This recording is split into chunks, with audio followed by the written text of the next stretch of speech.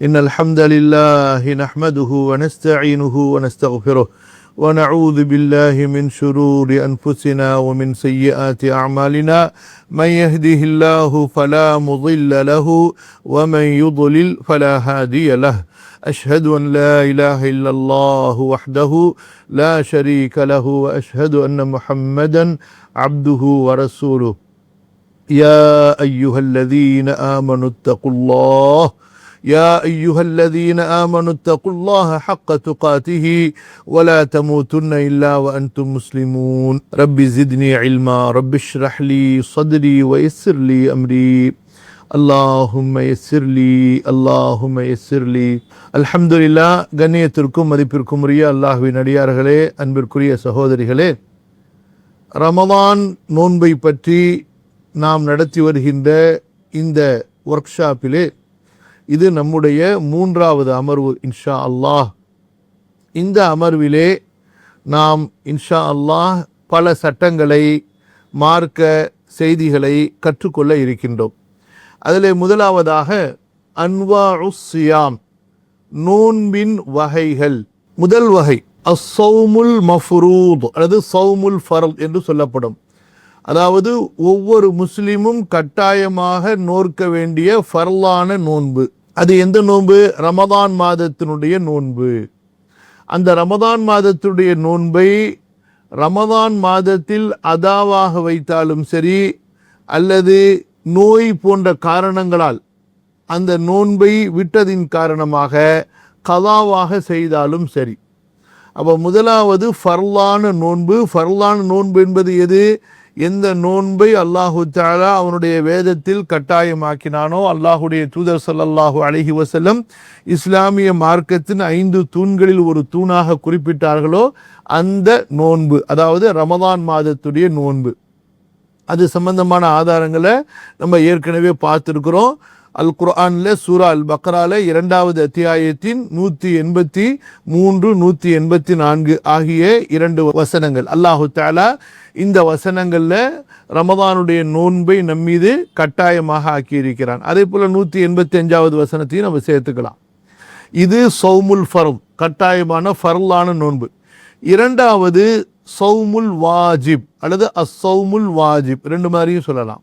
கட்டாயமான நோன்புகள், அதாவது ஃபர்லுக்கு அடுத்த தரத்தில் இருக்கக்கூடிய வாஜிப். இந்த வாஜிபான நோன்புகள் இதை நம்ம, அதாவது கட்டாய கடமை என்று ஃபர்லை சொல்லலாம், வாஜிபு வெறும் கடமை என்று சொல்லலாம். 2க்கும் இடையில வித்தியாசத்தை ஏற்படுத்துவதற்காக வேண்டி இந்த வாஜிபான நோன்புகள், ஸௌமுல் வாஜிப், இது பல வகைகளாக இருக்கின்றன. முதலாவது வகை என்ன? இஹ்ராமில் இருக்கும் பொழுது, இஹ்ராமுடைய நிலையில் இருக்கும் பொழுது தலைமுடிகளை சிரைக்கக்கூடாது. இஹ்ராமை முடிக்கின்ற வரை, ஹஜ் உம்ராவுடைய இபாதத்தை முடிக்கின்ற வரை. இப்போ ஒரு மனுஷருக்கு தலையில காயம் ஏற்பட்டுருச்சு, ஆப்ரேஷன் பண்ணணும், முடி எடுத்து ஆகணும், அல்லது தலையில பேன் அதிகமாயிருச்சு, அப்போ மொட்டை அடிக்காம அந்த பேனிலிருந்து விடுதலை பெற முடியாது. இப்படிப்பட்ட ஒரு சூழ்நிலை இருந்து அவர் முடி சிரைத்து கொள்வாரே ஆனால் அப்போ அவர் கண்டிப்பா நோன்பு வைக்கணும். இதை வாஜிபான நோன்புகள்ல வரும். முதல்ல குர்பானி, 2வது உணவளிக்கிறது மிஸ்கின்களுக்கு. இது முடியவில்லை என்றால் அவர் நோன்பு வைப்பார். அப்ப இது வாஜிபான நோன்பு. அதே போல ஹஜ் தமத்து செய்பவர் குர்பானி கொடுக்கணும். ஹஜ் தமத்து என்று சொன்னா உம்ராவை முடித்து விட்டு பிறகு தனி இஹ்ராமை கொண்டு ஹஜ் செய்யறது. இந்த ஹஜ் தமத்து செய்பவர் கட்டாயமாக குர்பானி கொடுக்கணும். அப்படி குர்பானி கொடுக்க முடியவில்லை என்றால் அவர் 10 நோன்புகள் வைக்கணும். சரிங்களா? 10 நோன்பு. முதலாவது ஃபஸ்யாமு ஸலாஸத்தி அய்யாமின் ஃபில் ஹஜ்ஜி, ஹஜ்ஜில் அவர் மினால தங்கி இருக்கும் போதே, ஐயாமு தஷ்ரீக்ல மற்ற யாரும் நோன்பு நோக்க மாட்டார்கள். யாரை தவிர? இந்த ஹஜ் தமத்துல ஹதி குர்பானி கொடுக்க முடியாதவரை தவிர மற்ற யாரும் நோன்பு வைக்கக்கூடாது. ஹஜ் முடிச்சுட்டு அங்க மினாலிருந்து திரும்பி அவர் தங்குமிடத்திற்கு வந்தோடனே மீத 7 நோன்பு, மொத்தம் 10 நோன்பு அவர் வைக்கணும். சரிங்களா? இதெல்லாம் கட்டாயமான வாஜிபான நோன்புகள். அதே போல ஒரு முஸ்லிம் இன்னொரு முஸ்லிமை கொலை செய்யக்கூடாது, பயங்கரமான பெரிய பாவம். ஒமா கான லிமுஃமின் யக்துல முஃமினன் இல்லா ஹதஆ, தவறுதலாக கொலை நிகழ்ந்து விட்டாலே தவிர, அப்படி தவறுதலாக கொலை நிகழ்ந்து விடுமையானால் அந்த நேரத்தில் குற்றப்பரிகாரங்கள் செய்தாக வேண்டும். அந்த குற்றப்பரிகாரங்களில் ஒன்றுதான் என்ன, 2 மாதங்கள் தொடர்ந்து இடைவிடாமல் நோன்பு வைக்க வேண்டும். அல்லாஹ் பாதுகாக்கணும். ஒரு முஸ்லிமை யாரும் கொலை செய்து விடக்கூடாது. தவறுதலாக என்றால் என்ன, எப்படி உதாரணமா, வேட்டைக்கு போறாரு, வேட்டையை நோக்கி துப்பாக்கியால் சுடுறாரு, அல்லது வேட்டையை நோக்கி அம்பு எறிகிறாரு. ஆனால் உண்மையிலேயே தூரத்திலிருந்து பார்த்ததுனால அவர் அங்கே ஏதோ அசைகிறதுனால வேட்டை பிராணின்னு நினைத்து கொண்டார். ஆனால் உண்மையிலே பார்த்தா அங்கே யாரோ ஒரு மனுஷன் ஏதோ வேலை செஞ்சுக்கிட்டு இருக்கிறாரு, ஏதோ ஒரு தேவைக்காக வேண்டி வந்திருக்கிறார். அப்போ அந்த மாதிரி நேரத்தில் அவர் மீது தோட்டாப்பட்டோ அல்லது அம்பு பட்டோ அவர் இறந்து விடுவாரேயானால் இதுதான் தவறுதலான கொலை என்று சொல்லப்படும். அதே போல் அல்லது ஏதாவது இன்னொன்றுக்கு ஷிபுகுல் அம்தனும் நிறைய வகை இருக்குது. அப்போ இந்த தவறுதலாக கொலை நிகழ்ந்து விடுமையானால் அதற்காக வேண்டி பரிகார நோன்புகள் 2 மாதங்கள் தொடர்ந்து வைக்க வேண்டும். அதே போல ஒரு மனிதர் சத்தியம் செய்துவிட்டு அந்த சத்தியத்தை அவர் முழுமைப்படுத்தவில்லை என்றால், அந்த சத்தியத்தை முறித்து விடுவாரேயானால் அப்பொழுது அவர் ஒன்று ஏழைகளுக்கு 10 ஏழைகளுக்கு உணவளிக்கணும், அல்லது 10 ஏழைகளுக்கு ஆடை வழங்க வேண்டும், அல்லது ஒரு அடிமையை விடுதலை செய்ய வேண்டும். இந்த 3இல் எதையும் அவர் செய்ய முடியவில்லை என்றால் 3 நோன்புகள் அவர் நோற்பார். புரியுதுங்களா? சத்தியம் என்பது சாதாரணமான ஒன்றல்ல. இன்று பொதுவாக மக்கள் எடுத்துக்கொண்டதை போன்று சத்தியம் என்றால் என்ன, அல்லாஹுவின் மீது நான் இதை செய்வேன், அல்லாஹ்வின் மீது இதை நான் செய்ய மாட்டேன், அதுவும் சத்தியம்தான். அதே போல நான் அல்லாஹ்வுடைய பேரால சொல்றேன், கண்டிப்பா நான் இதை செய்வேன் என்று சொன்னாலும் அதுவும் சத்தியத்தில் வந்துவிடும். புரியுதுங்களா? அப்போ சத்தியத்தை முறிப்பது இஸ்லாமிய மார்க்கத்தில் ஒரு பெரிய ஒரு குற்றமான செயல். அந்த செயலை செய்வாரேயானால் அதற்கு பரிகாரம் கொடுக்க வேண்டும். அந்த பரிகாரத்தில் கடைசி பரிகாரம் தான் என்ன, எதுவுமே முடியவில்லை என்றால் 3 நோன்புகள் வைக்க வேண்டும். அடுத்து 5வதாக, இஹ்ராமுடைய நிலையில் வேட்டை பிராணி ஒன்றை ஒருவர் வேட்டையாடி விடுவாரேயானால் அது போன்ற ஒரு கால்நடையை வாங்கி குர்பானி கொடுக்கணும். இப்போ உதாரணமாக பெரிய ஒரு மானை அவர் வேட்டையாடிட்டாரு, அப்போ அதுக்கு தகுந்த மாதிரி ஒரு மாட்டை குர்பானி கொடுக்கணும். அல்லது சிறிய மானை வேட்டையாடினாரு, அப்போ ஒரு ஆடை குர்பானி கொடுக்கணும். இப்போ இந்த மாதிரி அவருக்கு குர்பானி கொடுக்க முடியவில்லை என்றால் ஏழைகளுக்கு உணவளிக்கணும். பெருசாக இருந்தால் 7 ஏழைகளுக்கு, சிறியதாக இருந்தால் 3 ஏழைகளுக்கு உணவளிக்கணும். இப்போ எதுவுமே முடியல, அப்போ என்ன செய்யணும், அப்போ நோன்பு வைக்கணும். பெரிய பிராணியாக இருந்தால் 6 நோன்பு, சிறிய பிராணியாக இருந்தால் மான் அளவு, சிறிய மான் அளவுக்குண்டான, சிறிய ஆடு அளவுக்குண்டான பிராணியை வேட்டையாடி இருந்தால் அப்போ 3 நோன்பு, மாடு அளவுக்குண்டான பிராணிகளை வேட்டையாடி இருந்தால் 6 நோன்பு. சரிங்களா? இது 5வது. கவனிங்க, இது திரும்ப ஒரு தடவை நம்ம ஞாபகப்படுத்துவோம் அடுத்த பக்கத்துக்கு போகிறதுக்கு முன்னாடி. முதலாவது, அதாவது நோன்புடைய அன்வா வகைகளில் முதலாவது ஃபர்ல், அது ரமதானுடைய நோன்பு. 2வது வாஜிபான நோன்புகள். அந்த வாஜிபான நோன்புகளில் முதலாவது வகை என்ன என்று சொன்னால், இஹ்ராமுடைய நிலையில் தலைமுடியை ஒருவர் சிரைத்து விடுவாரேயானால் அப்பொழுது அவர் குற்றப்பரிகாரங்கள் செய்ய முடியவில்லை என்றால் வைக்கக்கூடிய நோன்பு. இது முதலாவது. 2வது என்ன, ஹஜ் தமத்து, குர்பானி கொடுக்க முடியாமல் போகும் பொழுது, ஹஜ் தமத்துவில் இருப்பவர் குர்பானி கொடுக்க முடியாமல் போகும் பொழுது அவர் 10 நோன்புகள் வைக்க வேண்டும். 3 நோன்பு மினாவில் தங்கி இருக்கும் பொழுதும் 7 நோன்புகள் அவர் திரும்ப தன்னுடைய தங்குமிடத்திற்கு வந்ததற்கு பிறகும். அடுத்து 3வதாக, தவறுதலாக ஒரு மூமினை கொன்று விடுவாரேயானால் அதற்கு செய்யப்படக்கூடிய குற்றப்பரிகாரங்கள் ஒன்று என்ன, 2 மாதங்கள் கண்டிப்பாக அவர் தொடர்ந்து நோன்பு இருக்க வேண்டும். 4வது, சத்தியம் செய்து அதை நிறைவேற்ற முடியாமல் போய்விடும் பொழுது அவர் 10 ஏழைகளுக்கு உணவளிப்பது, அல்லது 10 ஏழைகளுக்கு ஆடை வழங்குவது, அல்லது ஒரு அடிமையை விடுதலை செய்வது. இதில் எதை வேணாலும் செய்யலாம். இந்த 3இல் எதுவுமே முடியவில்லை என்றால் அவர் 3 நோன்புகள் வைக்க வேண்டும். அடுத்து, இஹ்ராமுடைய நிலையில் இருக்கும்போது வேட்டை பிராணியை வேட்டையாடி விடுவாரேயானால், பெரிய பிராணியாக இருந்தால் அது போன்ற ஒரு கால்நடையை வாங்கி அவர் குர்பானி கொடுக்கணும். சரிங்களா? அல்லது ஏழைகளுக்கு உணவளிக்கணும், அல்லது அவர் அதற்கு சமமான அளவு நோன்பு நோற்க வேண்டும். அப்போ மாடு மாதிரி பெரிய ஒரு பிராணியை வேட்டையாடி விடுவாரேயானால் அவர் மாடு குர்பானி கொடுக்கணும், அல்லது 6 பேர்களுக்கு உணவளிக்கணும். சரிங்களா? மான் அளவுக்குண்டான சிறிய பிராணிகளை வேட்டையாடி விடுவாரேயானால் அப்போ அவர் ஆடு குர்பானி கொடுக்கணும். இல்லை என்றால் அதற்கு சமமான அளவுக்கு 3 மிஸ்கின்களுக்கு உணவளிக்கிறது அல்லது 3 நோன்பு வைப்பது. புரியுதுங்களா? அடுத்து 6வது லிஹார் என்று சொல்லப்படும். லிஹார் என்றால் என்ன? ஒருவர் தன்னுடைய மனைவியை தன்னுடைய தாய் ஒப்பிட்டு உதாரணப்படுத்துவது. நீ என்னுடைய அம்மா மாதிரி இருக்கிற, அம்மாவை போன்று, அதாவது தலாக்க மனசுல நீயத்து வைத்துக் கொண்டு, சரிங்களா, உன்னுடைய முதுகு எங்க அம்மாவுடைய முதுகு மாதிரி இருக்கு. அப்ப புனிதத்தை அம்மா எப்படி என் மேல ஹராமோ, புரியுதுங்களா? அப்ப அந்த மாதிரி மனைவியை தன் மீது ஹராமாக்கி கொள்வதற்காக அந்த காலத்தில் அரபுகள் இதை பயன்படுத்தி கொண்டிருந்தார்கள். இஸ்லாம் வந்ததற்கு பிறகு இது ஒரு தடுக்கப்பட்ட ஒரு குற்றமாக ஆகிவிட்டது. அந்த காலத்தில் இந்த மாதிரி செஞ்சா அந்த மனைவி நிரந்தரமாக ஹராமாகி விடுவார்கள், நிரந்தரமா அந்த மனைவி ஹராமாகி விடுவார்கள். ஆனால் இஸ்லாம் வந்ததற்கு பிறகு அப்படி நிரந்தரமான ஹராம் என்பதை மாற்றப்பட்டு, அந்த சட்டத்தை மாற்றப்பட்டு விட்டு அதற்கு பகரமாக இவர் சொன்ன வார்த்தை ஒரு தவறான குற்றமான வார்த்தை என்பதற்காக வேண்டி அதற்கு பரிகாரம், குற்ற பரிகாரத்தை அல்லாஹு தஆலா கடமையாக்கினான். அப்படி அந்த குற்ற பரிகாரத்தில் ஒன்றுதான் அடிமையை உரிமையிட வேண்டும். அப்படி முடியவில்லை என்றால் தொடர்ந்து இடைவிடாமல் 2 மாதங்கள் நோன்பு வைக்க வேண்டும். ஒரு நாள் கூட இடையில விடக்கூடாது. புரியுதுங்களா? நீங்க ஆரம்பிக்கிற மாசம் 29 நாளுடைய மாசமா இருந்தா 29 நாள், அடுத்த மாசம் அதுவும் 29 இருந்தா 29ல முடிச்சுக்க வேண்டியது, இல்லைன்னா 30. சரிங்களா? அப்ப வெறும் 30 60 நாள்னு கணக்கு பண்ணக்கூடாது.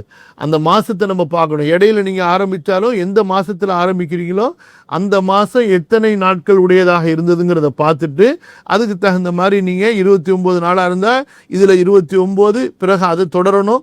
அடுத்த மாசம் எத்தனைல முடியுதுன்னு பார்க்கணும். 29ல முடிஞ்சா அதுலேயும் 29 கணக்கு பண்ணி 29 எவ்வளவு ஆச்சு உங்களுக்கு? 58 ஆச்சா? அப்போ 58 நோன்பு வைக்கணும்.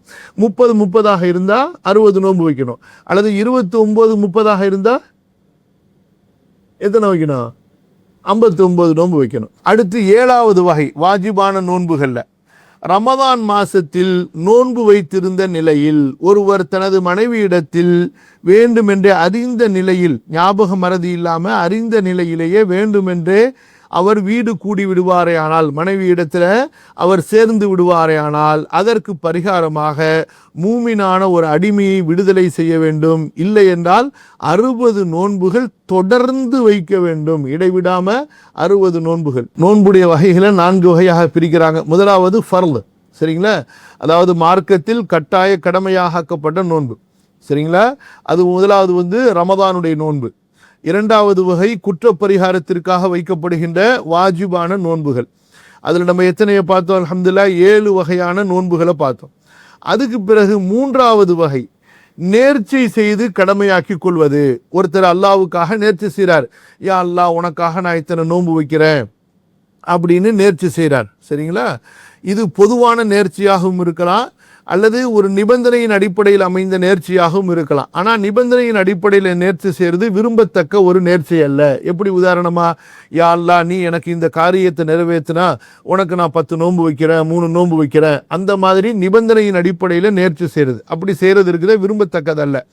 அப்படியே நமக்கு அல்லாஹ்விடத்தில் ஒரு காரியம் ஆகணும், அதுக்காக நம்ம நேர்ச்சி செய்ய விரும்புகிறோம் என்றால் அப்போ நம்ம என்ன செய்யணும்? யா அல்லாஹ் எனக்கு இந்த காரியம் தேவைப்படுது, எனக்கு இதை நீ லேசாக்கி கொடு, நிறைவேற்றி கொடு, உனக்காக நான் நோன்பு வைக்கிறேன், அல்லாஹ் 5 நோன்பு வைக்கிறேன், 3 நோன்பு வைக்கிறேன் என்று நாம் நம்முடைய அந்த நேர்ச்சையை நிறைவேற்றி விட வேண்டும். அதற்கு பிறகு அல்லாஹ்விடத்தில் துஆ செய்து நம்முடைய தேவையை ஆதரவு வைக்க வேண்டும். இப்படி நேர்ச்சியினால் நம் மீது கடமையாக்கி கொண்ட நோன்போ கடமையான நோன்புகளிலே வரும். எப்படி பாருங்க, ஆயிஷா ரலியல்லாஹு அன்ஹா அறிவிக்கின்றார்கள், அனின் நபி ஸல்லல்லாஹு அலைஹி வஸல்லம் قال من نذر ان يطيع الله فليطعه ومن نذر ان يعصيه فلا يعصيه. யார் அல்லாஹ்விற்கு கீழ்ப்படிவார், அல்லாஹ்வை வணங்குவார் என்று நேர்ச்சி செய்து கொள்கிறாரோ அவர் அல்லாஹ்விற்கு கீழ்ப்படிந்து நடக்கட்டும், அதாவது அந்த நேர்ச்சியை அவர் நிறைவேற்றட்டும். யார் அல்லாஹ்விற்கு மாறு செய்வதாக நேர்ச்சி செய்வாரோ அவர் ஒருபோதும் அல்லாஹ்விற்கு மாறு செய்து விட வேண்டாம். இது எப்படிங்க அப்படின்னா, உதாரணத்துக்கு பெண்களுக்கு அந்த உதாரணம் ரொம்ப பொருந்தும். அல்லாஹ் மேல சத்தியமா இனிமே உன் வீட்டுக்கே வரமாட்டேன் அப்படின்னு யார்கிட்ட சொல்லுவா? அக்காக்காரங்க தங்கச்சிக்காரங்கள்ட்ட சொல்லுவாங்க, தங்கச்சிக்காரங்க அக்காக்காரங்கள்ட்ட சொல்லுவாங்க, ஒரு உறவு பெண்ணு இன்னொரு உறவு பெண்ணை சொல்லுவாங்க, உன் வீட்டை நான் மதிக்கவே அல்லாஹ் மேல சத்தியமா சொல்றேன் புரியுதா? உன் வீட்டுக்கே நான் வரமாட்டேன் அப்படின்னு உறவை முறிப்பதற்காக சத்தியம் செய்வது, இதெல்லாம் இது பாவத்தில் செய்யக்கூடிய அந்த நேர்ச்சை. புரியுதுங்களா? அல்லாஹ் பாதுகா. இந்த மாதிரி இருந்தால் அவர் கண்டிப்பாக அந்த சத்தியத்தை முறிச்சிடணும். முறிச்சிட்டு அவர் சத்தியத்தை முறித்ததற்காக வேண்டி அவர் சத்தியத்தை முடித்ததனுடைய கஃபாராவை அவர் கொடுக்கணும். அடுத்து பாருங்க, இப்னு அப்பாஸ் ரலியல்லாஹு அன்ஹுமா அறிவிக்கக்கூடிய ஒரு ஹதீஸ். ஜாஅ ரஜுலுன் இல நபி ஸல்லல்லாஹு அலைஹி வஸல்லம் ஃபகால யா ரசூலல்லாஹ் இன்ன உம்மி மாதத் வ அலைஹா ஸௌமு ஷஹரின். அந்த பெண்மணி சொல்றாங்க, யா ரசூலல்லாஹ், என்னுடைய அம்மா இறந்து போயிட்டாங்க, அவங்க ஒரு மாதம் நோன்பு வைக்க வேண்டியது அவங்க மேலே கடமையாக இருந்தது. அதாவது அவங்க நேர்ச்சை செய்து கொண்டிருந்தார்கள். அஃப அக்தீஹி அன்ஹா, இவர்கள் நேர்ச்சை செய்துவிட்டு நிறைவேற்றாமல் அவர்கள் இறந்ததால் அந்த நோன்பை அவர்கள் சார்பாக நான் கலா செய்யட்டுமா? கால நஅம். நபி ஸல்லல்லாஹு அலைஹி வஸல்லம் என்ன சொன்னாங்க? ஆமா அப்படின்னு சொல்றாங்க. ஏன்? கால ஃபைதைனுல்லாஹி அஹக்கு அன் யுக்தா, உங்க அம்மா மேல கடன் இருந்தால் நீ அதை நிறைவேற்றுவாயாக இல்லையா? அப்ப அல்லாஹுடைய கடன் நிறைவேற்றப்படுவதற்கு மிக தகுதியானது என்று ரசூலுல்லாஹி ஸல்லல்லாஹு அலைஹி வஸல்லம் தீர்ப்பு வழங்குகிறார்கள். அதே போல இன்னொரு ஹதீஸ் பாருங்க, இப்னு அப்பாஸ் ரலியல்லாஹு அன்ஹுமா அறிவிக்கிறாங்க, இமாம் முஸ்லிம் பதிவு செய்றாங்க. ஜாஅத் இம்ரஅத்துன் இலா ரசூலில்லாஹி ஸல்லல்லாஹு அலைஹி வஸல்லம் ஃபகாலத் யா ரசூலல்லாஹ் இன்ன உம்மி மாதத் வ அலைஹா ஸௌமு நذரின். எங்க அம்மா மௌத்தாயிட்டாங்க, அவங்க எங்க அம்மா மேல நேர்ச்சையின் நோன்பு கடமையாக இருந்தது. அஃபா அஸூமு அன்ஹா, அவர்கள் சார்பாக அந்த நோன்பை நான் வைக்கலாமா? قال أرأيت لو كان على أمك دين فقضيتيه أكان يؤدي ذلك عنها. சொல்லுமா, நீங்க உங்க அம்மா மேல ஒரு கடன் இருந்து அந்த கடனை நீங்கள் நிறைவேற்றினால் அந்த கடன் நிறைவேறுமா இல்லையா? நீ நிறைவேற்றியது உங்க அம்மா சார்பாக அந்த கடனை நிறைவேற்றியதாக ஆகுமா ஆகாதா? அந்த பெண்மணி சொல்றாங்க, நஅம், கண்டிப்பா. கால ஃபஸூமி அன் உம்மிக்கி, அப்ப நீ உன்னுடைய தாய் சார்பாக நோன்பு இருப்பாயாக. அப்ப இந்த மாதிரி தக்குவா உள்ள பெண் பிள்ளைகளை பெற்றிருக்கணும் அல்லது பிள்ளைகள் இருக்கணும். புரியுதுங்களா? அம்மா இறந்த உடனே கேட்குறாங்க பாருங்க. ஆனால் இன்றைக்கு எப்படி இருக்காங்க பிள்ளைங்க? அம்மா அத்தா விட்டுட்டு போன சொத்தை அபகரிக்கிறதுலையும் அந்த சொத்தை ஒருத்தனுக்கு தெரியாமல் ஒருத்தன் ஆட்டையை போட்டுக்கிறதுலையும் தான் மும்மரமாக இருக்காங்களே தவிர, நம்ம அம்மாவு மேலே என்ன ஃபர்ல் இருந்துச்சு, அம்மா என்ன நேர்ச்சி செஞ்சுருந்தாங்க, அம்மா என்ன வசியத்து செய்திருந்தாங்க, அத்தா என்ன நசீஹத் பண்ணியிருந்தாங்க, இதையெல்லாம் சிந்திக்கக்கூடிய அளவுக்கு இன்றைக்கு பிள்ளைகள் வளர்க்கப்படுவதில்லை. வளர்வதில்லைன்னு சொல்லாதீங்க, வளர்க்கப்படுவதில்லை. அல்லாஹ் பாதுகாக்கணும். நம்ம சிறந்தது, நமக்கு எது சிறந்தது?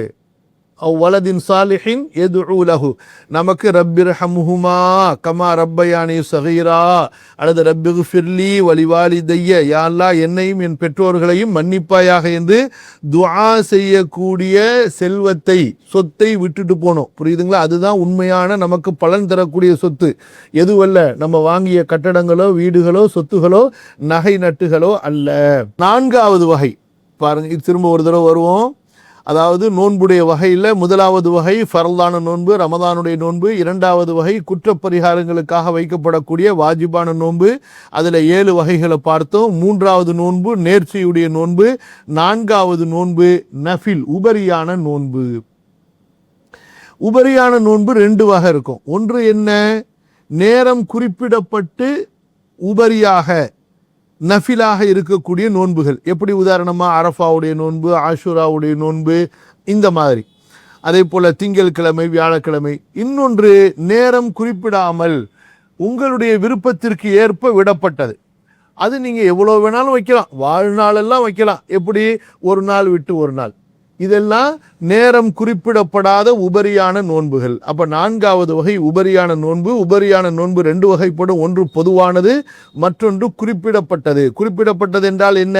அரஃபா நாளுடைய நோன்பு, ஆஷுராவுடைய நோன்பு, திங்கள் வியாழனுடைய நோன்பு, ஒவ்வொரு மாதத்திலும் 13, 14, 15 ஆகிய பிறைகளில் நோன்பு வைப்பது. குறிப்பிடப்படாத நோன்பு என்றால் என்ன? நஃபிலா எப்போ வேணாலும் நீங்கள் வைக்கலாம். ஆனால் வெள்ளிக்கிழமை மட்டும் தனியாக ஒரு நோன்பு வைக்கக்கூடாது. சரிங்களா? சனிக்கிழமை மட்டும் தனியாக ஒரு நோன்பு வைக்கக்கூடாது, சேர்த்து வைக்கலாம். வியாழன் வெள்ளி வைக்கலாம், வெள்ளி சனி அந்த மாதிரி வைக்கலாம். இன்றைய காலத்தில் இந்த உபரியான நோன்புகள் சமுதாயத்தில் கைவிடப்பட்ட ஒன்றாக இருக்குது. அதுவும் குறிப்பாக அஜமி சமுதாயத்தில் நஃபிலான நோன்புகள் வைக்கக்கூடிய பழக்கங்கள் இல்லை என்றே சொல்லலாம். யாராவது நஃபில் நோன்பு வைக்கிறாங்க, திங்கள் வியாழன் அல்லது மாசத்துல 3 நோன்பு வைக்கிறாங்கன்னு சொன்னா ரொம்ப அதிசயமா மக்கள் பார்க்குறாங்க. அரபுகளுக்கு மத்தியில் அல்ஹம்துலில்லாஹ் இந்த பழக்கம் ரொம்ப அதிகமாக இருப்பதை நம்ம பார்க்குறோம். அல்ஹம்துலில்லாஹ் திங்கக்கிழமை வியாழக்கிழமை சர்வசாதாரணமாக வைப்பாங்க. அதே போல் மாசத்துல 3 நாள் நீங்கள் ஹரம் ஷரீஃப் மக்கா மதினா போனீங்கன்னா அங்கே பார்க்கலாம். திங்கக்கிழமை வியாழக்கிழமை மஸ்ஜித் ஃபுல்லாக உங்களுக்கு இஃப்தாரால் நிரப்பி வச்சுருப்பாங்க. அவ்வளோ பேர் நோன்பு திறப்பாங்க. இப்போ நம்ம பார்க்கக்கூடிய இந்த பிரிவு ஷுரூத்து ஸௌம், நோன்புடைய நிபந்தனைகள். இப்போ நம்ம எந்த நோன்புக்கு வந்துடுறோம்? ரமதானுடைய ஃபர்லான நோன்புக்கு. ரமதான் மாதத்தினுடைய நோன்பை அதாவாக, அது என்ன அதா கதா 2 இருக்கு பாருங்க. ஒன்று என்ன? அதா. அதா என்றால் என்ன? ஒரு அமலை அதற்குரிய நேரத்தில் செய்வதற்கு அதா என்று சொல்லப்படும். ஒரு அமலை அதற்குரிய நேரம் தவறிவிட்டதற்கு பிறகு செய்வதற்கு பெயர் கதா என்று சொல்லப்படும். அந்த கதா அனுமதிக்கப்பட்ட காரணத்தின் அடிப்படையில் இருந்தால் அது உங்களுக்கு மன்னிக்கப்பட்டதாக இருக்கும். அனுமதிக்கப்படாத காரணம் இல்லாமல் உங்களுடைய அலட்சியத்தால் இருக்குமேயானால் அது குற்றமாக பெரும் பாவமாக இருக்கும். அல்லாஹ் பாதுகாக்கணும்.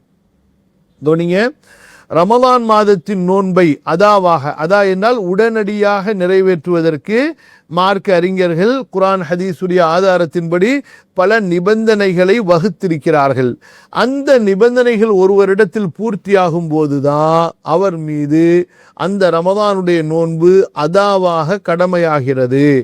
அப்படி அந்த நிபந்தனைகளில் ஒரு நிபந்தனை இல்லாமல்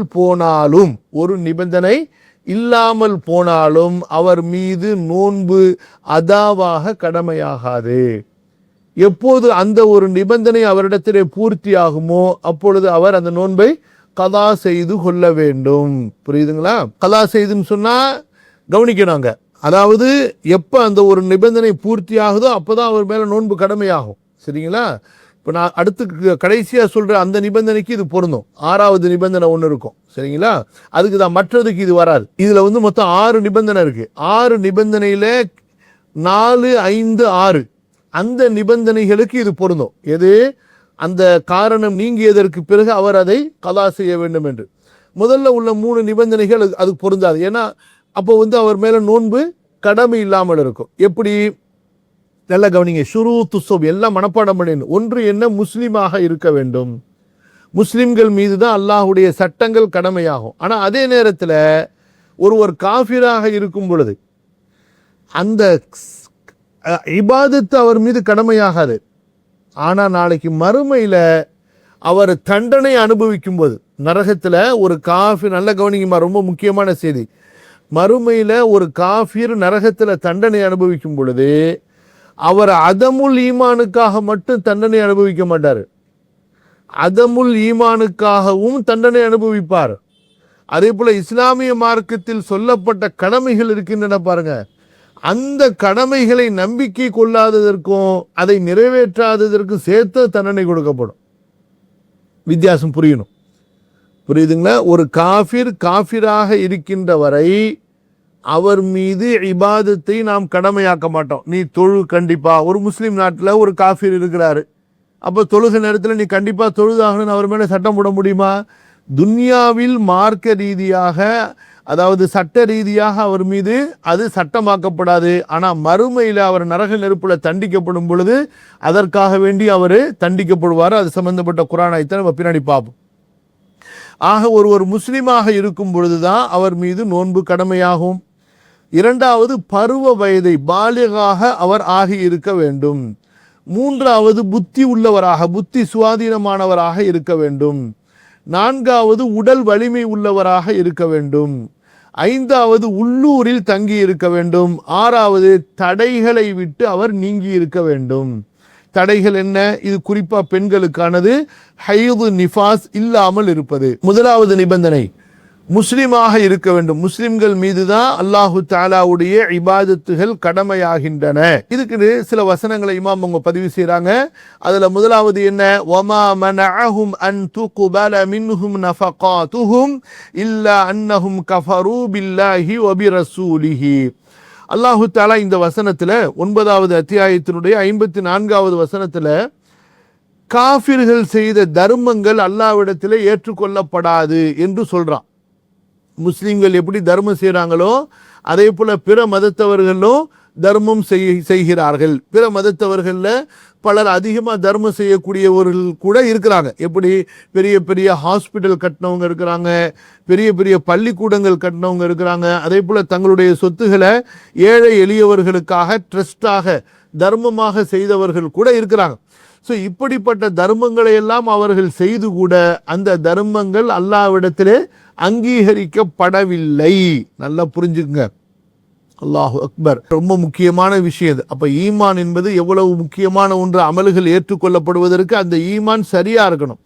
அப்போ ஏன் காஃபிர்களுடைய தர்மங்கள் இவ்வளவு அவர்கள் தர்மம் செய்தும் அந்த தர்மங்கள் ஏற்றுக்கொள்ளப்படவில்லை என்றால் அதற்கு அல்லாஹ் சொல்கிறான், இல்லா அன்னஹும் கஃபரு பில்லா, அவர்கள் அல்லாஹுவை நிராகரித்தார்கள், வபி ரசூலிஹி, இன்னும் அவனுடைய தூதரை நிராகரித்தார்கள்.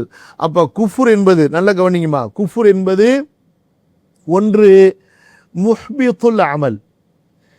ஒரு முஸ்லிம் அமல் செய்ததற்கு பிறகு குஃப்ரிலே சென்று விடுவானால் அது அவனுடைய அமலை நாசமாக்கிவிடும். குஃப்ர் இருக்குதே, அமலை நாசமாகவும் ஆக்கிடும், செஞ்ச அமலையே பாழாகவும் ஆக்கிவிடும்.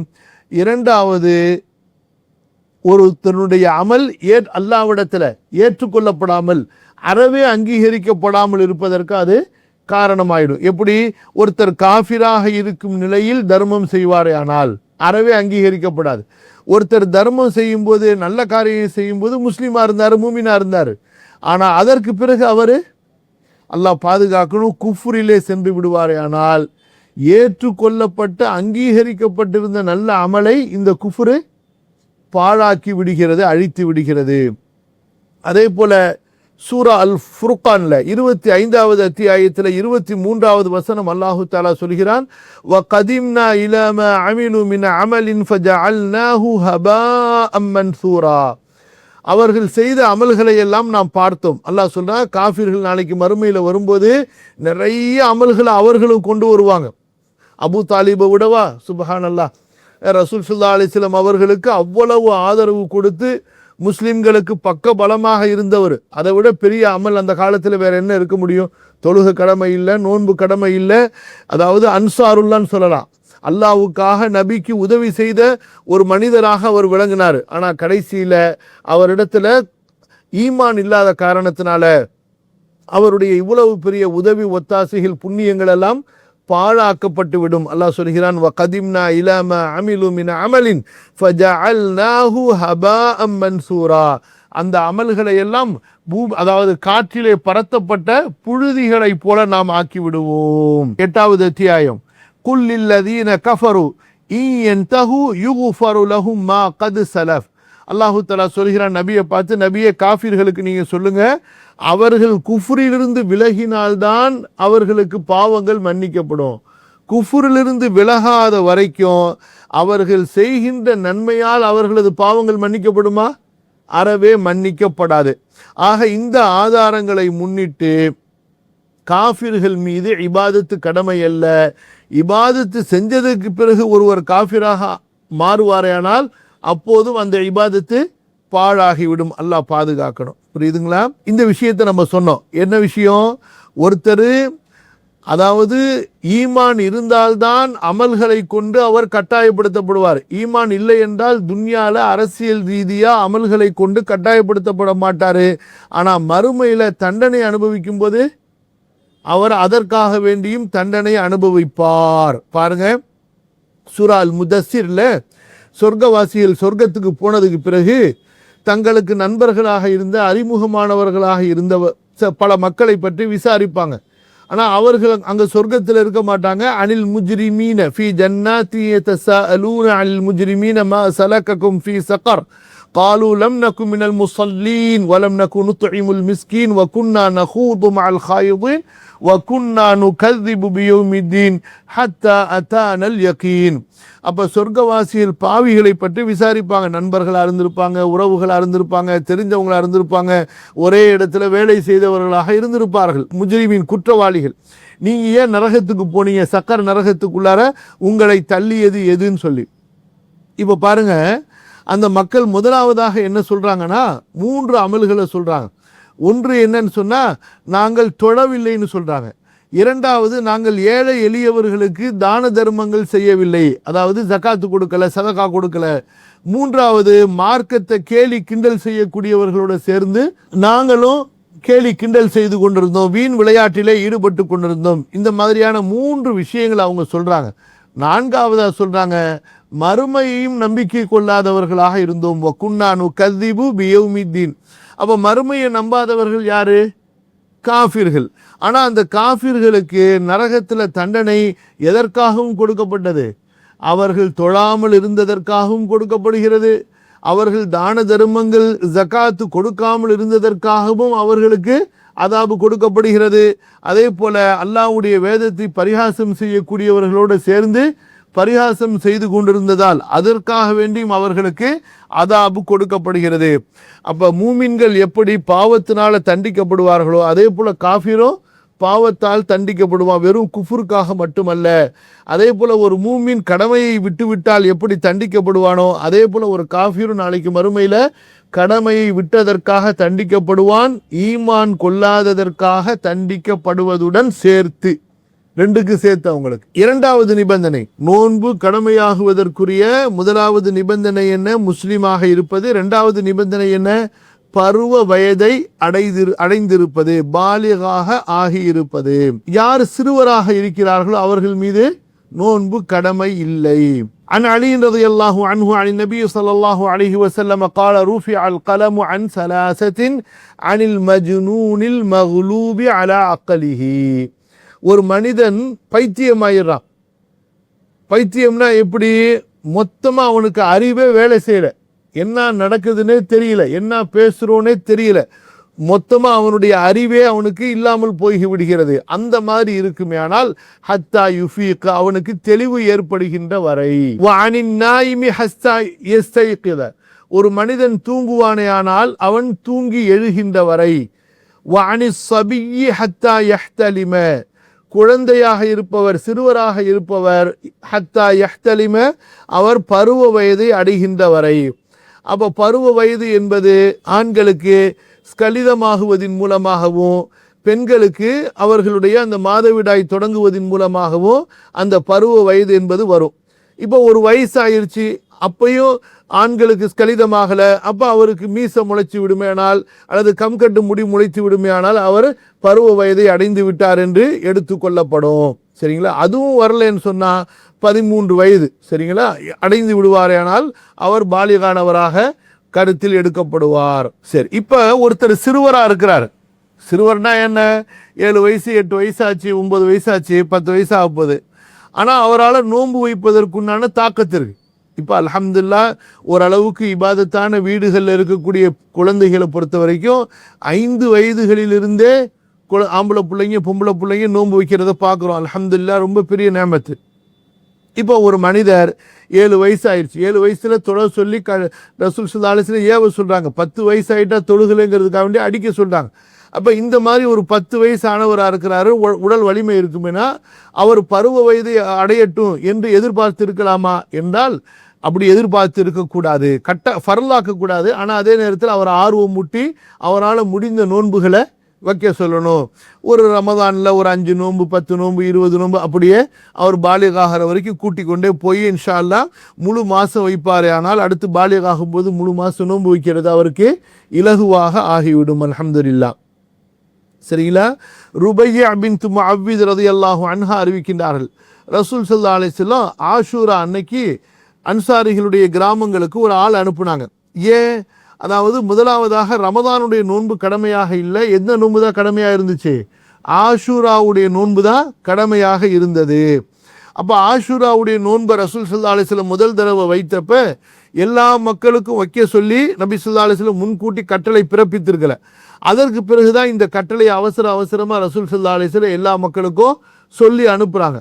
அப்போ யாரெல்லாம் அன்றைய காலையில் சஹரு செய்யாம தூங்கிட்டாங்க, அவங்களுக்கு தெரியல ஆஷூராவுடைய நோன்பு வைக்கணும்னு சொல்லி, அப்போ காலையில் இருந்து வழக்கமாக உணவு சாப்பிட்டு இருப்பார்களே, ஆனால் பரவாயில்லை, நீங்கள் உடனே நிறுத்தி கொண்டு அதிலிருந்து நீங்கள் நோன்பை தொடருங்கள் என்று ரசூல் ஸல்லல்லாஹு அலைஹி வஸல்லம் கட்டளையிட்டார்கள். யாரெல்லாம் சாப்பிடாம இருந்தீங்களோ அவங்க கண்டிப்பா நோன்புடைய நியத்தை வைத்துக் கொள்ளுங்கள் என்று ரசூல் ஸல்லல்லாஹு அலைஹி வஸல்லம் சட்டமாக்கினார்கள். அப்ப இந்த நேரத்தில் ருபையா பின்த் முஅவ்வித் சொல்றாங்க, நாங்க எங்களுடைய வீடுகளில் இருக்கக்கூடிய சிறு பிள்ளைகளை கூட நோன்பு வைக்கும்படி நாங்கள் தூண்டுவோம், அவர்களை நோன்பு வைக்க வைப்போம். அப்படி வைக்கும் பொழுது அவங்களுக்காக பஞ்சியினால விளையாட்டு சாமான்கள் செஞ்சு வச்சிருப்போம். அவங்க அழுதார்களே ஆனால் சாப்பாடு உணவு கொடுப்பதற்கு பதிலாக அந்த பஞ்சினால் செய்யப்பட்ட விளையாட்டு சாமான்களை கொடுத்து அவர்களுக்கு நாங்கள் அவர்களை திசை திருப்புவோம், விளையாட்டு காட்டுவோம். இஃப்தார் வரைக்கும் அப்படியே விளையாட வச்சே கொண்டு வந்துடுவோம் அப்படின்னு சொல்றாங்க ருபையா பின்த் முஅவ்வித் ரலியல்லாஹு அன்ஹா. உமர் ரலியல்லாஹு அன்ஹு அவங்களுடைய காலத்துல நஷ்வான் என்று ஒருவர், அவங்களுடைய பழக்கமோ என்னமோ ஒரு சூழ்நிலை, அவர் மது அருந்திய நிலையிலே கொண்டு வரப்பட்டார். அப்புறம் உமர் ரலியல்லாஹு அன்ஹு அவரை அடித்தார்கள். மது அருந்தினால் என்ன சட்டமோ அந்த குற்றம் 40 to 80 அடி அவருக்கு அடிக்கணும் மட்டையால. அந்த மாதிரி அடிச்சுட்டு சொல்றாங்க, நீ என்ன காரியம் செய்தாய், எங்களது வீடுகளில் இருக்கக்கூடிய சிறுவர்கள் கூட நோன்பு நோக்கிறார்களே ரமதானுடைய மாதங்கள்ல, நீ இப்படி ரமதானுடைய மாதத்தில் நோன்பு வைக்காமல் இவ்வளவு பெரிய ஒரு பாவத்தை செய்து விட்டாயே என்று அவரை உமர் அவர்கள் அடித்தார்கள். அப்ப இந்த ஹதீஸிலிருந்து என்ன தெரியுது, வசிபியானுனா கவனிங்க, வசிபியானுனா சியாமுன், எங்களது குழந்தைகள் சிறுவர்களே நோன்பாளிகளாக இருக்கிறார்களே என்று உமர் ரலியல்லாஹு அன்ஹு சொன்னதிலிருந்து ஒரு குழந்தைக்கு நோன்பு வைப்பதற்கான உடல் வலிமை தகுதி இருக்குமே ஆனால் பெற்றோர் அந்த குழந்தையை நோன்பு இருப்பதற்கு ஆர்வமூட்ட வேண்டும்.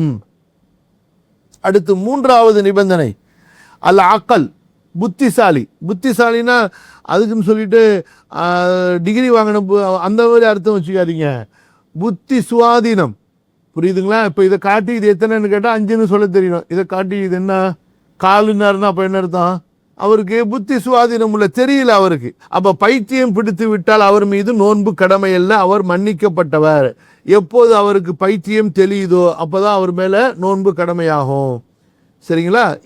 இந்த பைத்தியம் 2 விதமாக இருக்கு. ஒன்று பிறவிலேயே பைத்தியமாக இருந்தவங்கலாம் இருக்கிறாங்க. மூளைகள் அவங்களுக்கு ஏதாவது நரம்புல அந்த காலத்தில் நரம்புல நோய்கள் அட்டாக் பண்ணி அந்த மாதிரி ஆனவங்க இருப்பாங்க. இப்போ அல்ஹம்துலில்லாஹ் அந்த நிறைய நவீன மருத்துவங்கள் எல்லாம் கண்டுபிடிக்கப்பட்டு அந்த நரம்புகளுக்கான தடுப்பூசிகள் எல்லாம் போடப்படுறதுனால இதெல்லாம் குறைஞ்சிருச்சு அல்ஹம்துலில்லாஹ். புரியுதுங்களா? அதனால சில பேர் இருப்பாங்க, இந்த அக்கு பஞ்சர் கூக்கு பஞ்சர்னு சொல்லிட்டு அந்த ஊசி போடாத இந்த ஊசி போடாத, அதே போல் இந்த அக்கு ப்ரெஷரு டச்சு ப்ரெஷர்னு சொல்லிட்டு ஒன்றுமே உருப்படாத, அதாவது ஆராய்ச்சி இல்லாத ஒரு மருத்துவத்தை கொண்டு நம்ம அப்படி தொட்டு பார்த்தோன்னே நல்லா போயிடுச்சு, எந்திரிச்சு போ, 500 ரூபா காசு கொடு.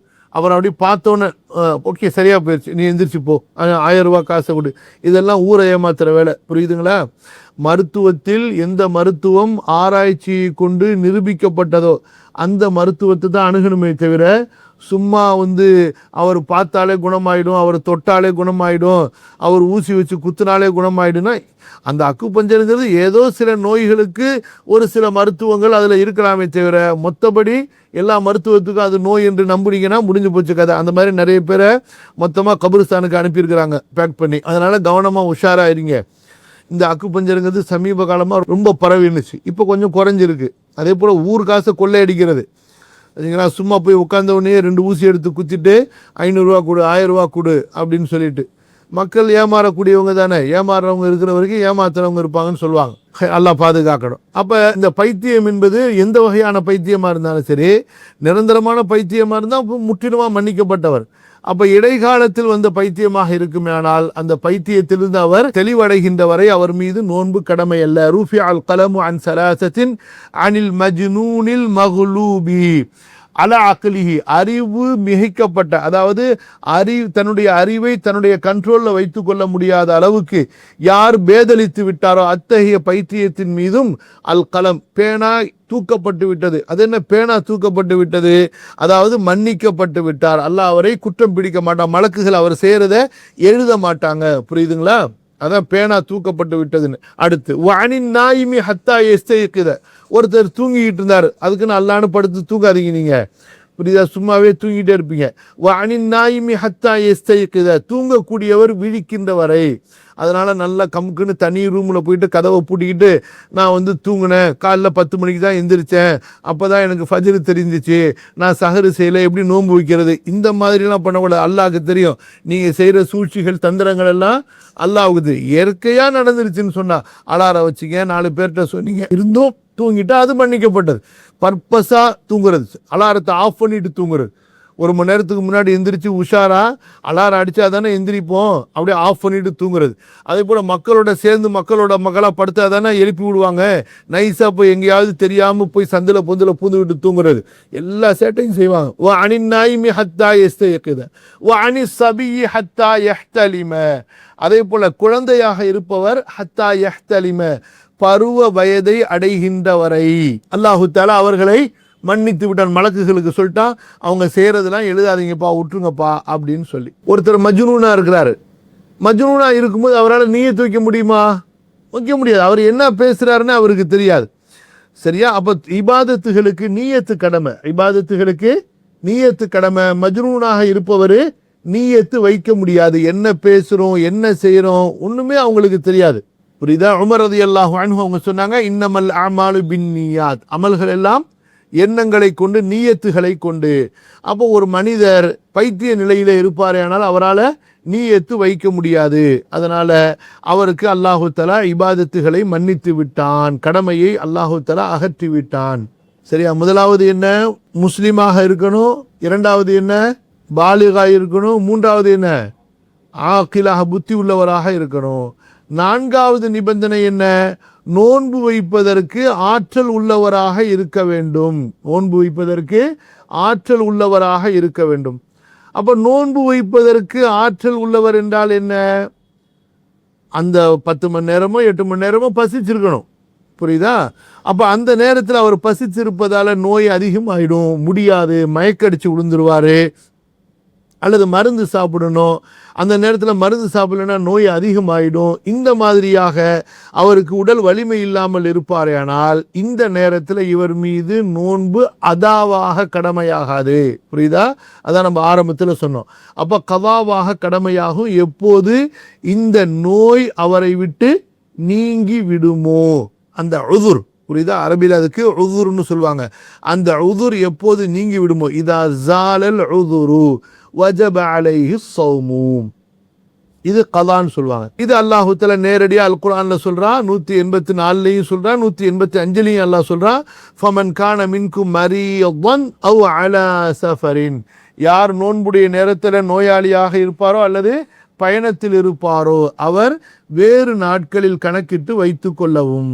இப்ப இந்த பலவீனம் இருக்கிறது 2 வகையா பிரிக்கிறாங்க. ஒன்று என்ன? தற்காலிகமானது, இன்னொன்று நிரந்தரமானது. அப்ப தற்காலிகமான பலவீனத்தை பொறுத்த வரைக்கும் அந்த பலவீனம் நீங்குகின்ற வரை அவர் எதிர்பார்த்திருப்பார். பலவீனம் நீங்கி உடல் சுகம் பெற்றுவிட்டால் அவர் அந்த நோன்பை கதா செய்வார். இரண்டாவது, நீங்காத பலவீனம், தள்ளாடக்கூடிய வயதை அடைந்த காரணத்தினால அல்லது நீங்காத நோய் ஏற்பட்ட காரணத்தினால அவருக்கு பலவீனம் ஏற்பட்டிருக்குமே ஆனால், புரியுதுங்களா, அவர் என்ன செய்யணும்? நோன்பு வைக்க முடியாது. அவர் ஒவ்வொரு நோன்புக்கு பகரமாக என்ன செய்யணும்? ஒரு ஏழைக்கு முழுமையான அளவு உணவளிக்க வேண்டும். ஒரு சாப்பாடு பாக்கெட், ஃபுல் பாக்கெட் அவருக்கு, நீங்கள் நல்ல என்ன சாப்பாடு சாப்பிடுவீங்களோ அந்த மாதிரியான சாப்பாடு, உங்கள் வீட்டில் சாப்பிடக்கூடிய நடுத்தரமான உணவு அவருக்கு நீங்கள் கொடுக்கணும். சரிங்களா? உணவாக சமைச்சு முழுசாக ஒரு பாக்கெட் செஞ்சு கொடுத்தாலும் சரி, ஒரு வேளைக்கு. அப்படி இல்லைன்னா 1/2 கிலோலேருந்து 1 கிலோ வரைக்கும் அரிசி தர்மம் செய்யலாம். இந்த 2த்துல 1. அப்போ முதலாவது முஸ்லீமாக இருக்கணும், இரண்டாவது பாலிகா இருக்கணும், மூன்றாவது புத்தி உள்ளவராக இருக்கணும், நான்காவது உடல் வலிமை உள்ளவராக இருக்கணும், ஐந்தாவது நிபந்தனை உள்ளூரில் இருக்க வேண்டும். ஹாதிர் என்று சொல்வார்கள், முக்கீம் என்று சொல்வார்கள். உள்ளூரில் அவர் தங்கி இருக்க வேண்டும். பயணத்தில் இருப்பாரேயானால் பயணத்தில் இருக்கின்ற நிலையில் அவர் மீது நோன்பு கடமையாகாது. அவர் திரும்பி வந்து அதற்கு கதா செய்தால் போதுமானது. ஃபமன் கான மின்கும் மரீதன் அவ் அலா சஃபரின் ஃபஇத்தத்தும் மின் ஐயாமின் உஹர். இந்த ஒரு வசனத்திலேயே 2 சட்டமும் வந்துடுது. புரியுதா? நோயாளியாக இருக்கின்ற சட்டமும் வந்துடுது, உடல் வலிமை இல்லாதவருடைய சட்டமும் வந்துடுது, பயணியினுடைய சட்டமும் வந்து விடுகின்றது. 6வது நிபந்தனை என்ன?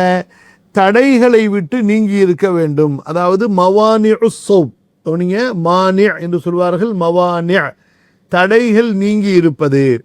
அதாவது எல்லாமே அவரிடத்துல இருக்கு. உடல் ஆரோக்கியம் இருக்கு, அறிவு இருக்கு, புத்தி இருக்கு, முஸ்லீமா இருக்கிறாரு, பாலிகா இருக்கிறாரு. ஆனா ஒரு தடை இருக்கு. அதுதான் என்ன? பெண்களுக்கு வரக்கூடிய பொதுவான உபாதைகள், மாதவிடாயோ அல்லது பிரசவ உதிரப்போக்கோ. இதுக்கு என்ன ஹதீஸு?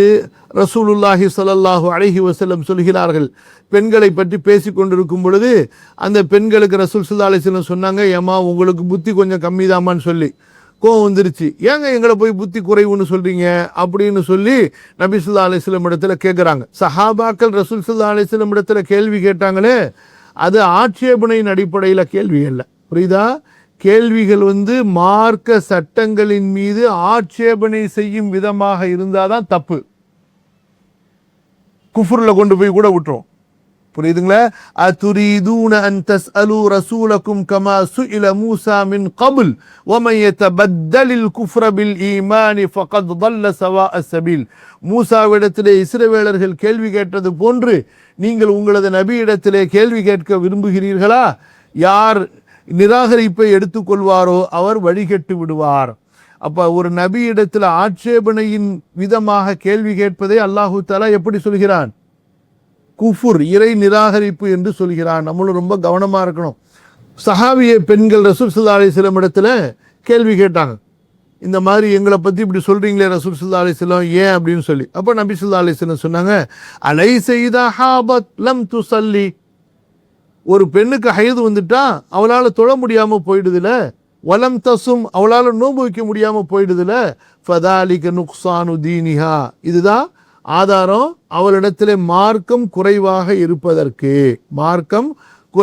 இருப்பதற்கு இது ஒரு ஆதாரம் என்று ரசூலுல்லாஹ் ஸல்லல்லாஹு அலைஹி வஸல்லம் விளக்கம் கொடுத்தார்கள். ஆயிஷா ரலியல்லாஹு அன்ஹா அவர்கள் மூலமாக அறிவிக்கப்படுகிறது, கான யுஸீபுனா ذلك فنؤمر بقضاء الصوم ولا نؤمر بقضاء الصلاة. ஒரு பெண் கேட்கிறாங்க ஆயிஷா ரலியல்லாஹு அன்ஹா இடத்துல, தொழுகை எனக்கு தவறி விடுகின்றது என்னுடைய மாதவிடாய் காலத்துல, நான் தொழுகைய கலா செய்து தொழ வேண்டுமா என்று கேட்கிறாங்க. ஆயிஷா ரலியல்லாஹு அன்ஹாவுக்கு கோவம் வந்துருச்சு. நீ என்ன ஹாரிஜியாவா? ஹரூரியத்துன் அன்டி, நீ என்ன ஹாரிஜியா பெண்ணா?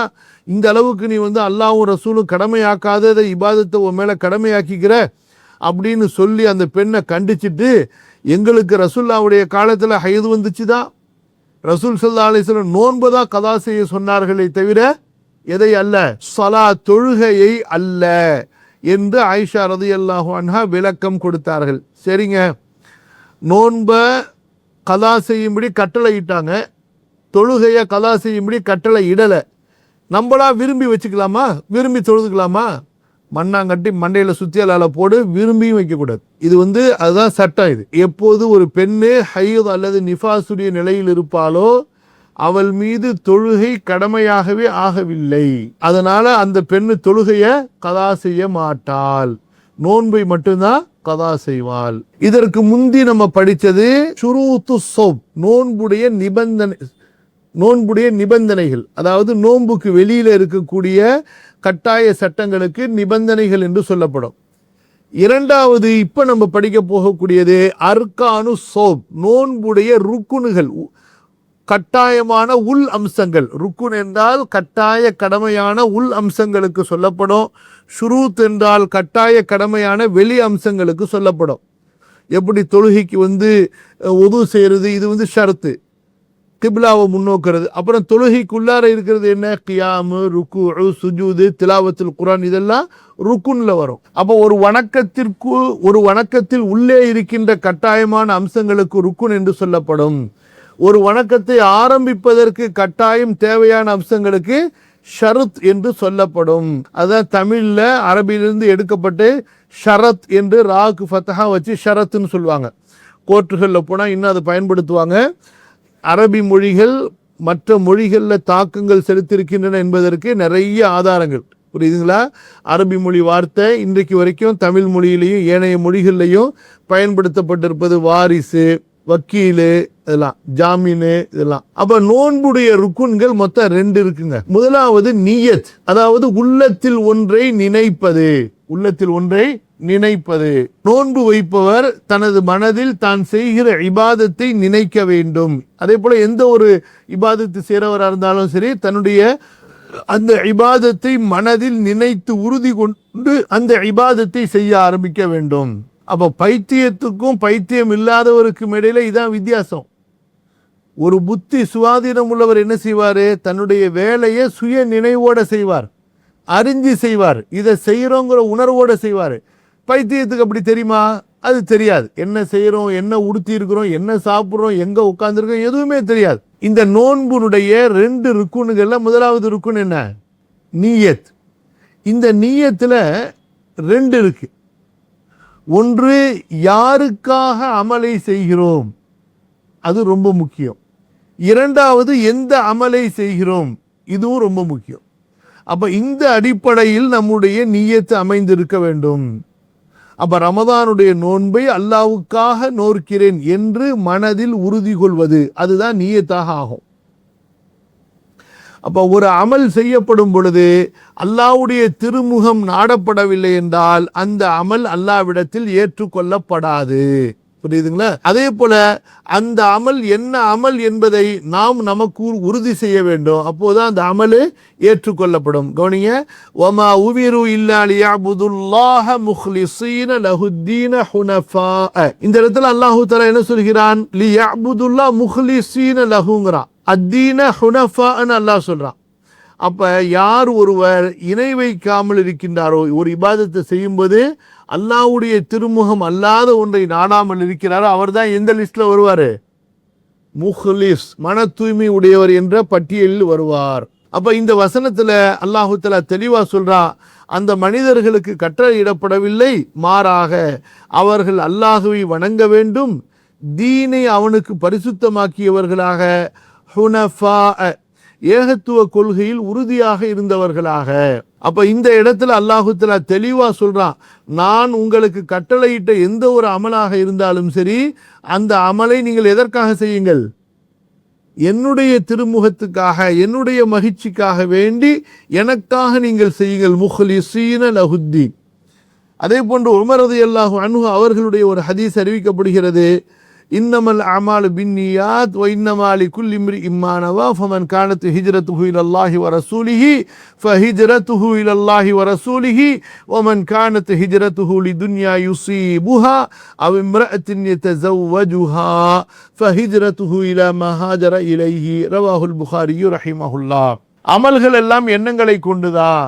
ஒவ்வொரு மனிதனுக்கும் அவன் எதை நியத்து வைத்தானோ அதுதான் கிடைக்கும்.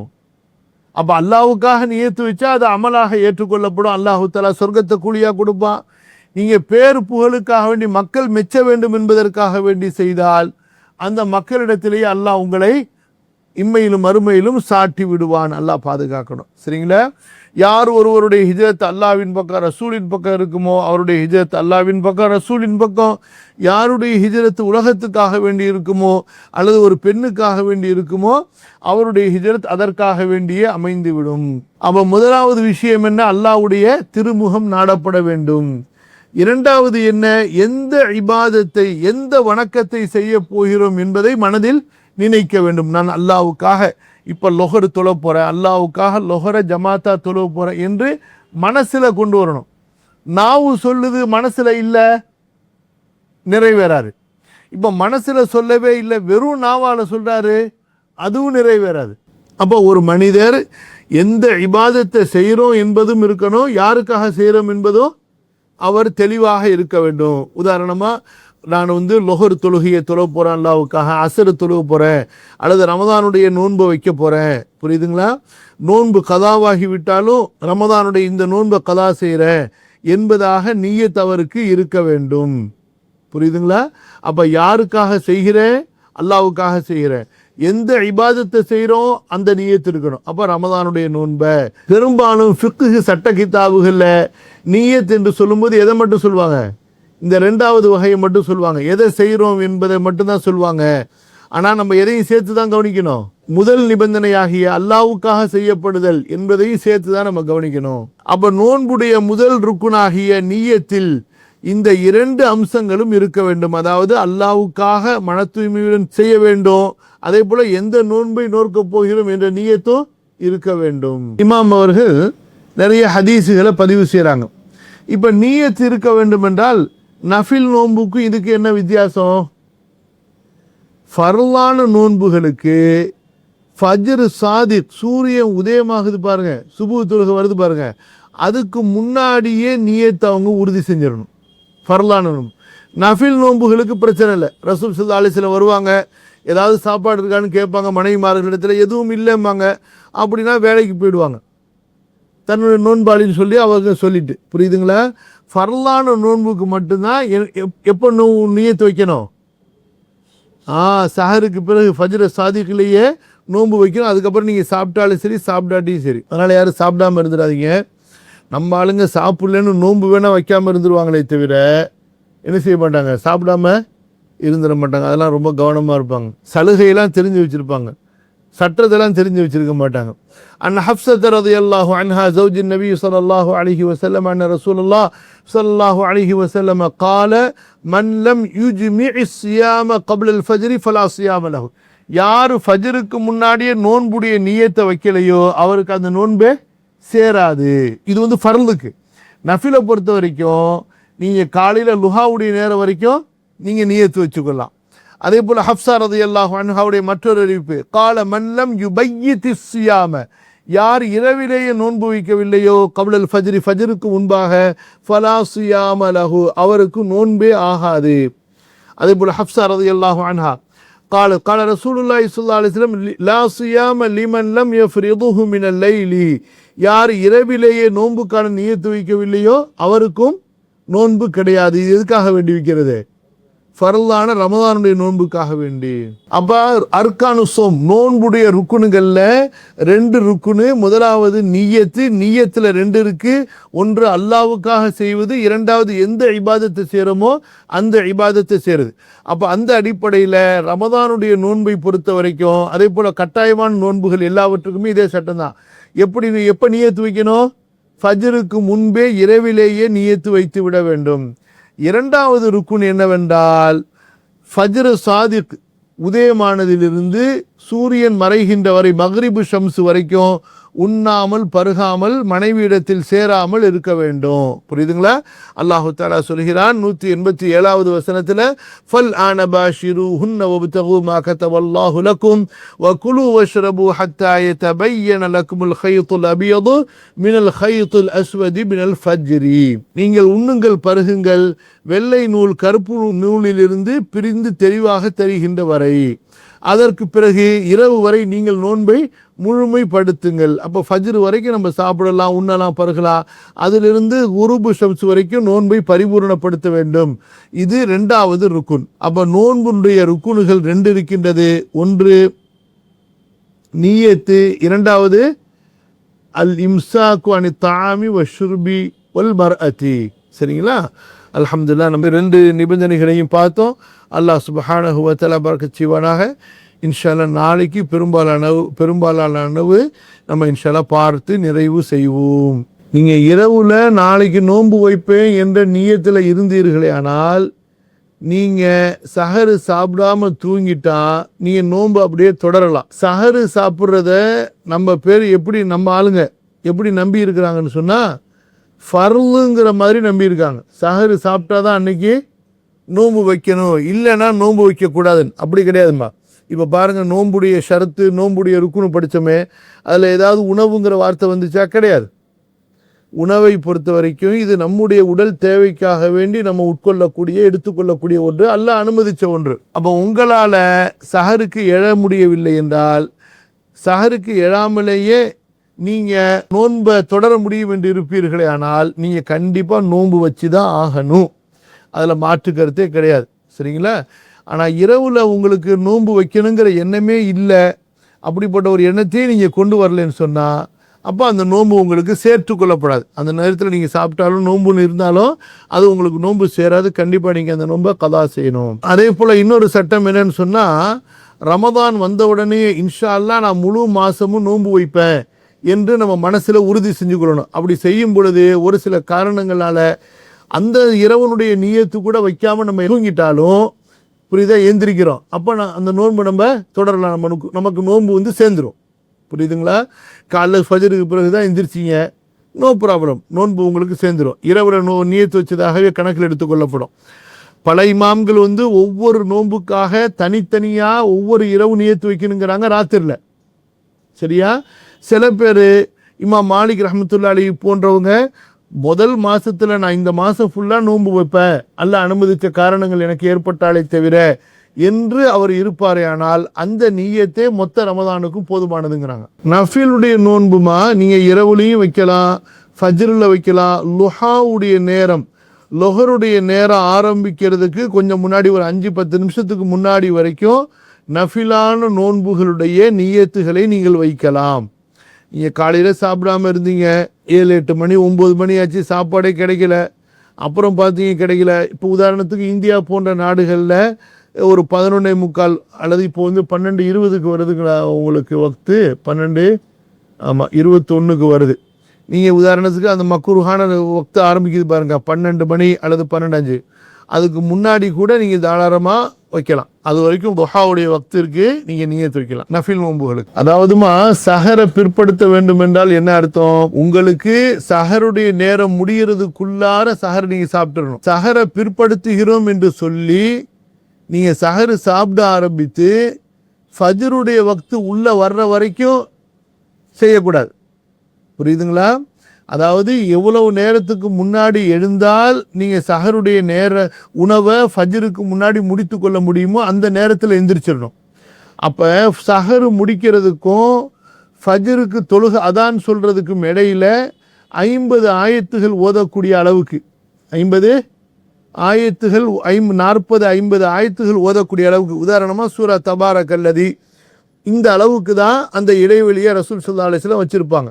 புரியுதா? ஆனால் இன்றைக்கு மனிதர்கள் சாப்பிடக்கூடிய சோறுடைய அளவுக்கு அவங்க வந்து பார்த்தோம்னு சொன்னால் கொஞ்சம் முன்கூட்டியே சாப்பிட்டாதான் அவங்க சாப்பிட முடியும், அப்புறம் தண்ணி குடிக்க முடியும்.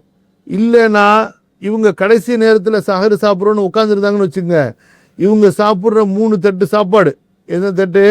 ஒரு தட்டு சாப்பாடு வந்து டைரெக்டாக சால்னா கறி ஊற்றி, 2வது தட்டு சாப்பாடு ரசம் ஊற்றி, 3வது தட்டு சாப்பாடு தயிர் ஊற்றி, சில ஊரில் வந்து தயிரில் அப்புறம் வாழைப்பழம் போட்டு பிசைஞ்சு, இப்படி 4 தட்டு சாப்பிட்றதா இருந்தால் 1 மணி நேரம் தேவை. புரியுதா? நீங்கள் ரசூல் ஸல்லல்லாஹு அலைஹி வஸல்லம் கணக்கில் ஒரு கைப்பிடி பேரிச்சம்பழம், ஒரு மிடரு பாலுன்னு சொன்னால் அல்ஹம்துலில்லாஹ் நமக்கு 10லேருந்து 1/4 மணி நேரமே போதுமானது. அல்ஹம்துலில்லாஹ். அதுக்கப்புறம் கொஞ்சம் நேரம் உட்காந்து இஸ்திக்ஃபார் ஓதுனோமா, அதான் சொன்னாங்களா, அப்படியே நம்ம தொழுக போயிடலாம். சரிங்களா? ஸோ இந்த அளவுக்கு நம்ம தாமதப்படுத்தலாமா? முற்றிலுமாக அந்த இரவனுடைய நடுநிசையில் அதாவது சஹரு செய்கிறது என்பது விரும்பத்தக்க ஒன்றல்ல. இன்றைக்கு என்ன செய்கிறாங்க மக்கள்?